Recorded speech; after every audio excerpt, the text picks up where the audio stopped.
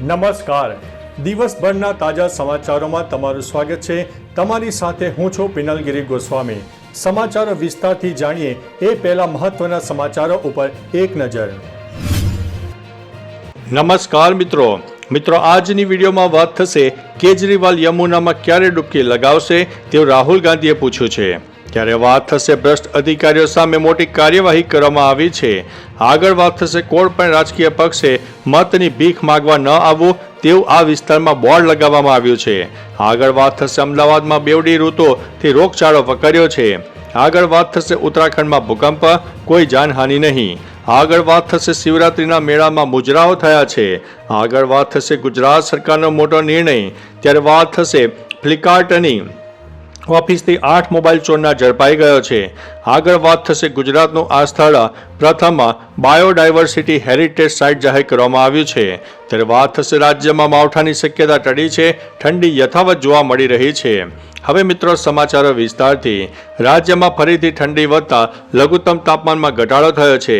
નલિયામાં 10.2 ડિગ્રી તાપમાન નોંધાયું છે। હવામાન વિભાગે 2 અને 3 ફેબ્રુઆરીએ માવઠાની આગાહી કરી હતી। જોકે હવે વેસ્ટર્ન ડિસ્ટર્બન્સ નબળું પડતા વરસાદની શક્યતા નથી।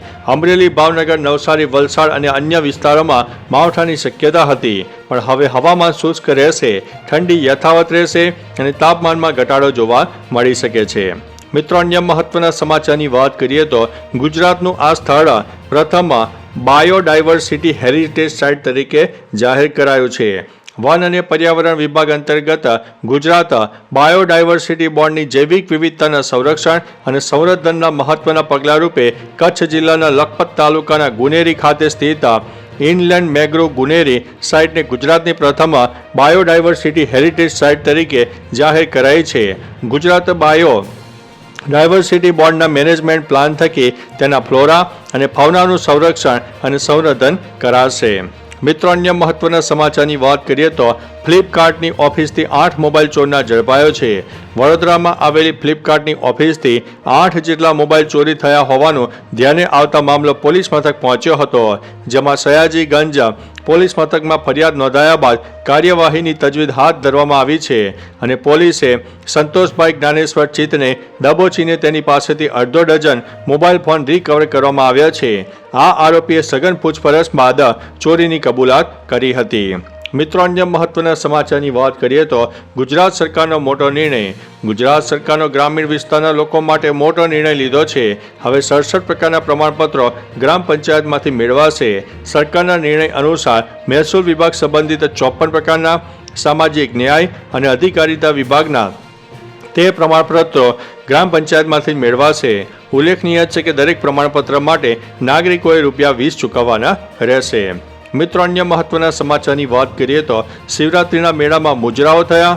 છેલ્લા કેટલાક સમયથી જૂનાગઢમાં સાધુ સંતો વચ્ચે ગાદી વિવાદ ચાલી રહ્યો છે। આ મામલે હવે હેશગીરીએ રાણેશ્વર ખાતે પ્રેસ કોન્ફરન્સ યોજી હતી અને ગયા વર્ષે શિવરાત્રીના મેળામાં મુજરાઓ થયા હોવાનો આક્ષેપ કરીને વિડીયો જાહેર કર્યો હતો। તેઓએ કહ્યું છે કે 2024ના મેળામાં મુજરા થઈ રહ્યા છે અને આ મુજરા હરિગીરીના ચેલાઓ કરાવી રહ્યા છે। મેળાને અપવિત્ર કરવાનું કામ કરી રહ્યા છે, શરમ આવવી જોઈએ।